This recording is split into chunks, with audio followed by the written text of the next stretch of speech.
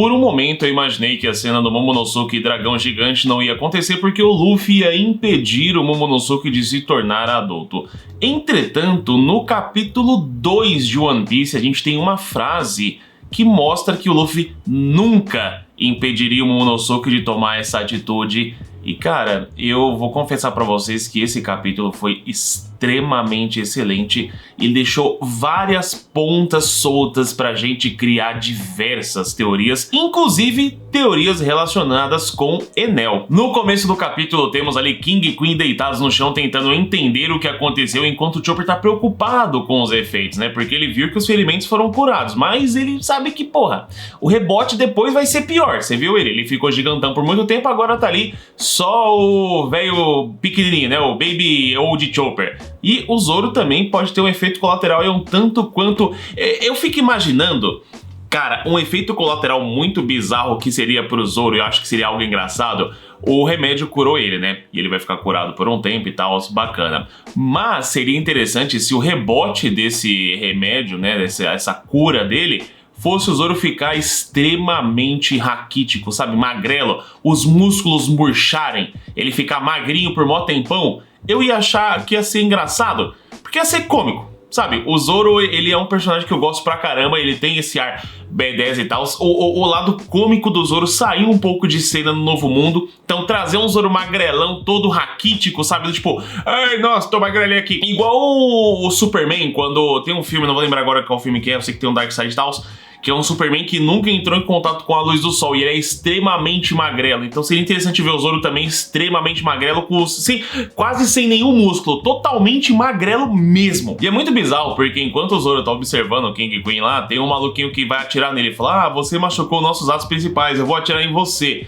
Tipo, cara, ele lutou contra os aços principais, os caras mais foda, e você realmente acha que você ia fazer alguma coisa nele? Ainda bem que o Kawamatsu se interrompeu, que senão esse maluquinho aqui tava lascado. Mas uma coisa interessante disso aqui é o Marco relembrando, né, da fala do Barba Branca sobre os deuses da headline, as coisas que ele falava enquanto estava bêbado, né? Mano, tá no meio do campo de batalha e o Marco lá do tipo, nossa, mano, tô lembrando do meu passado. Aí depois chega Izo e fala, ô Marco, acorda, velho, o que você tá com a cabeça no mundo da lua? Mano, ele tá no meio de uma batalha aqui, para de lembrar. E aí o Marco manda pro Izo, você acredita nos deuses? E o Izo, porra, você tá parecendo o pai quando bebia, tá igualzinho ele. O que me faz pensar, esse conhecimento do Barba Branca sobre esse passado distante, a terra dos deuses lá de cima, se isso pode ter sido contado pra ele pelo Gold Roger. Eu fico pensando, porque ele não tinha interesse em ir até Laftel, ele não tinha interesse em saber das coisas, ele só queria ter uma família. Mas ele tinha ali um certo relacionamento com o Roger, né? Então eu imagino que o Roger, em alguma dessas andanças, né, dos dois ali tomando um gorozinho, o Roger pode ter contado algumas coisas pra ele. Então o Barba Branca sabia de algumas coisas, né? Apesar de não ter ido até Laughtale pra ver, de fato, a história contada por Joy Boy. Outra coisa que aconteceu nesse capítulo pra gente criar ali algumas teorias é em relação ao fator linhagem do Sanji, né? Porque o Sanji tá falando, olha, meu corpo tá estranho, tem alguma coisa estranha acontecendo comigo. E o Zoro, realmente, essa sobrancelha aí tá muito estranha. Eu sou o Sanji, né? Porra, não tô falando da minha sobrancelha não, cara, tô falando do resto do corpo. Então ele tá sentindo que tem algo que não está normal com ele. Alguma coisa está acontecendo, algo está deixando ele sentindo um negocinho estranho, né? Depois que ele usou o traje pela segunda vez, ele tá sentindo algo estranho no seu corpo. E aí pode ser que seja o fator linhagem sendo ativado. Quando ele vai enfrentar o Queen, né, porque o Sanji tá conversando com o Zoro, aí o King tenta acertar o Sanji, o Zoro interrompe, depois o Queen tenta acertar o Zoro, o Sanji interrompe, então fica naquela, tipo, eu te protejo, você me protege, e aí o Queen me solta, ah, se bem me lembro, então todos os filhos do Judge são ciborgues, então você também é um ciborgue, e aqui... ele se refere como ciborgue, mas pode ser considerado humano. Tem até uma nota aqui na OPEX, né? Que o Furigana usa a palavra ciborgue e o kanji ainda se usa humano modificado. Então, ciborgue e humano modificado. Para quem não conhece que eles são humanos modificados, são apenas ciborgues. E uma coisa interessante é que o Sanji fica nesse ponto, né? Eu sou um humano completo. E o Queen bate na tecla. Se você é 100% humano, como é que você consegue criar chamas? Como é que tua perna pega fogo? Como é que tu vai me explicar isso? Ah, cara, a explicação do Sanji é o tipo de explicação que o Oda dá em SBS, né? É possível porque minhas paixões queimam mais ardentemente do que qualquer chama poderia. E é isso, sabe? Essa é a explicação que o Oda daria em uma SBS e acabou. É essa, não interessa. Mas o Queen toca num ponto interessante. Ele fala, olha, não é como se você fosse um Lunaria. Por que você tá fazendo isso? E Lunaria, quando fala de Lunaria, mostra ali o King, e é essa parte que a gente pode relacionar com o Enel. Mas antes eu quero falar do Sanji. O Sanji tem esse papo de ser 100% humano e ele consegue utilizar as chamas. Durante muito tempo ele foi considerado como a falha da Germa, né? Aquele que não conseguiu ser um humano modificado. Os irmãos dele não têm tantos sentimentos assim, exceto a Reiju. Você vê que a Reiju ali ela tem um pouquinho de sentimento. Mas eu ia achar interessante se na verdade o Sanji, que é considerado a falha da Germa, isso seria um plot legal de ver, ele na verdade ser a perfeição da Germa, ele ser um humano modificado, que apesar de ter ali poderes, né, de alguns os humanos modificados que eles têm, que os irmãos dele têm, a força extrema, um monte de coisa e tal, ele ainda mantém os seus sentimentos, mantém a sua humanidade. Então ele não teve que sacrificar esse lado humano para ter os poderes de humano modificado. Eu não sei se vocês acham que seria interessante, eu quero perguntar para vocês se vocês gostariam de ver o Sanji sendo um humano modificado perfeito. Se isso ia estragar o personagem ou não. Na minha concepção, não ia estragar o personagem. Do mesmo modo que o Zoro ser descendente do Shimotsuki também não ia tirar o peso dele, sabe? Ai não, então ele só é fodão porque é um descendente do Shimotsuki. Não, o maluco treina pra caralho. Então não é só por causa disso. Então eu acho que seria interessante, sabe? Você tem o Luffy, que é possivelmente a reencarnação do Joy Boy. Você tem o Sanji, que é o humano modificado perfeito. E você tem o Zoro, que é da linhagem dos Shimotsuki. Eu não sei vocês, mas eu ia gostar bastante. Agora sobre a questão do Enel, né? O Queen revelou pra gente que o nome da raça do King é Lunaria, né? São as pessoas que vieram da Lua. Se a gente voltar lá na história de capa, a gente vê no capítulo 470, que tem a parte da história de capa do Enel, capítulo 470 e capítulo 472. No capítulo 470 a gente vê a imagem do Enel observando uma escritura onde tem 4 pessoas aparentemente, né? 3 em cima ali de algo que parece um chapéu de palha invertido e uma bem escondidinha lá embaixo. Dessas 3 que estão lá em cima, a gente pode reparar que a primeira, que tem as anteninhas, parece lá os Skypians. A outra, que tá por último, parece o pessoal lá de Shandora. E essa do meio, o capacete lembra levemente o capacete do King. No capítulo 472, a gente tem eles lá embaixo, mas eles estão em cima de algo que parece ser um dragão, parece ser um monstro, alguma coisa, mas é algo acima do mar, porque você vê que o mar tá lá embaixo com os monstros lá olhando, né? Tem ali um caranguejo gigante, sei lá que diabo é esse, parece um caranguejo gigante, um camarão, não dá pra saber bem o que é isso, e um outro ali que parece ser uma cobra gigante também. Então você vê que eles estão ali embaixo. E qual é a relação que a gente pode trazer? Inicialmente, sim, os deuses desceram lá da Lua, né? Essa espécie, essa raça que vivia na Lua, desceram para o mundo de One Piece, foram morar em cima da Headline. Só que aí eles se separaram, né? Alguns foram para aquela ilha que depois subiu para Skypiea, outros foram para Skypiea, então eles não conseguiam viver em harmonia. Alguma coisa aconteceu que eles não conseguiam viver em harmonia. Então, o pessoal lá do King, os Lunaria, conseguiram viver lá em cima da Headline. Os outros foram para a Ilha do Céu, para Skypiea, né? Inclusive a raça do Enel também, os Bilkan, foi lá para Skypiea. E teve os outros de Shandia que foram para aquela ilha que depois foi passei ali com o Knock Upstream. Eu achei interessante isso de colocar esses Lunaria, de seu nome Lunaria, porque faz referência à Lua, que é justamente onde se passa essa história de capa do Enel, onde a gente tem os pequenos ciborgues ali. Essa quarta pessoa que aparece lá embaixo, né?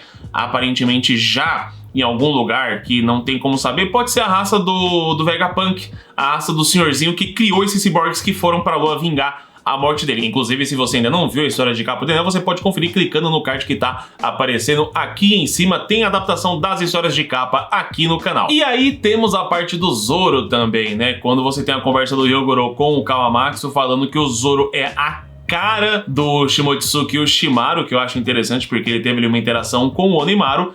E ainda assim, como o Oshimaru era descendente do Ryuma E o Zoro quem trouxe a espada do Ryuma de volta. E tem mais um detalhe: o Zoro tem o olho esquerdo machucado, assim como o Ryuma. E o mais legal da gente observar isso é que lá em Thriller Bark, quando o Ryuma apareceu, a gente viu essa cicatriz que ele tem no lado direito, mas no lado esquerdo ele tinha uma faixa cobrindo o olho. A gente não conseguia ver o lado esquerdo dele completamente, então não tinha como saber o que tinha acontecido ali. Agora a gente sabe que era para esconder essa cicatriz dele. Eu achei isso extremamente interessante. Você vê que o Oda já tá planejando essa ligação do Zoro com o Ryuma desde aquela época. Essa foto que tá mostrando o Ryuma, ele tá realmente parecendo o Zoro também.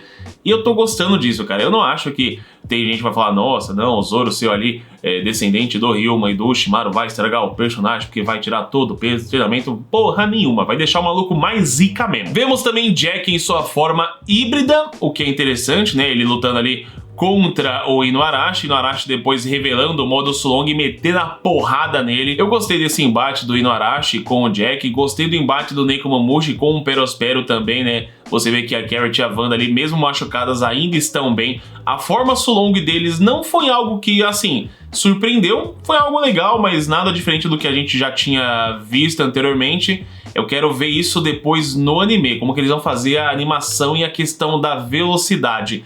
Mas o ponto que eu achei mais curioso deste capítulo foi quando o Raizou tá lutando contra o Fukurokojo, né? Que o Fukurokojo fica naquela coisa do tipo, vocês são tão idiotas que vocês acreditaram num fantasma e agora estão servindo uma criancinha. E aí o Raizou me manda, todos precisam de tempo para amadurecer. A própria Wano moldará o crescimento do Lord Momonosuke. E eu acho que é exatamente isso que vai acontecer. Porque o Momonosuke virou adulto. Até a Shinobu, quando olhou pra ele, falou assim, nossa, você se parece com provavelmente o Lord Oden. Momonosuke deve ter ficado com uns 3, quase 4 metros de altura, igual o Oden era gigantão também. E uma coisa que eu achei interessante disso aqui, conforme eu falei no começo do vídeo, eu imaginei que o Luffy poderia sim falar, não quero que o Momonosuke amadureça, não quero que ele cresça, não quero que ele perca a infância dele. Só que quando o Momonosuke se revela, que a Shinobu explica que ela que fez o Momonosuke envelhecer e que agora ela envelheceu ele 20 anos, ele está com 28 anos, né? O Luffy fala, não sabia que você podia fazer isso, mas por que você está chorando? A cara do Luffy é muito do tipo, tá, legal, e aí, bora lá pra cima? Porque é exatamente isso. A gente volta lá no capítulo 2, quando o Kobe fala pro Luffy, você é um idiota, você quer pegar o One Piece, você vai morrer por isso, você vai morrer, você não pode. Ele fica balançando a cabeça. O Luffy chega e fala, esse é o meu sonho, e eu não ligo se vai ser preciso morrer por ele. Então o Luffy, ele via o Momonosuke como uma criancinha, ele brigava com o Momonosuke pro Momonosuke crescer e agir como um homenzinho que ele precisava ser pra Wano. E essa atitude do Momonosuke de sacrificar a sua infância para chegar na fase adulta para enfrentar o Kaido é o máximo de determinação que o Luffy poderia esperar do Momonosuke. Então eu consigo ver que ele está orgulhoso do Momonosuke ter tomado essa atitude, sabe? Tipo, Momonosuke, agora sim você cresceu, literalmente. Então eu acho interessante, o Luffy vai ser aquela coisa do tipo, talvez um mentor do Momonosuke, uma inspiração pro Momonosuke. E como o próprio Raizou disse, né? Agora que o Momonosuke eles derrotando o Kaido, tirando o Kaido do trono de Wano e dominando o Wano ali, o Momonosuke vai ser obrigado a aprender a lidar, aprender a ter relações políticas, relações diplomáticas e aprender a ser um adulto já sendo um adulto. E o mais interessante é porque assim, o Momonosuke tá com 28 anos, eu estou com 31 anos. E tem coisas que eu com 31 anos ainda falo, cara, parece que pros meus pais era tão fácil fazer isso e pra mim é tão difícil. Tipo, por exemplo, eu tive que renovar minha habilitação.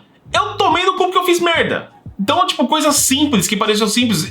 Então, eu meio que entendo isso, eu não vou julgar. Só uma coisa que eu fiquei um pouco preocupado, que eu já lancei isso em vídeos passados e falo, quando o Momonosuke apareceu, todo mundo do bando do Law apontou as armas pra ele, imaginando que ele era o Kaido, né? O Kaido Shine, porque ele deve ser o Rosão. Se isso pode acontecer com o pessoal lá em Onigashima, quando o Momonosuke Dragão Gigante chegar, todo mundo achar que é o Kaido. Mas é algo que temos que esperar pra ver. Espero que você tenha curtido esse vídeo. Beijo no coração. Te vejo no próximo, hein? Tchau, tchau.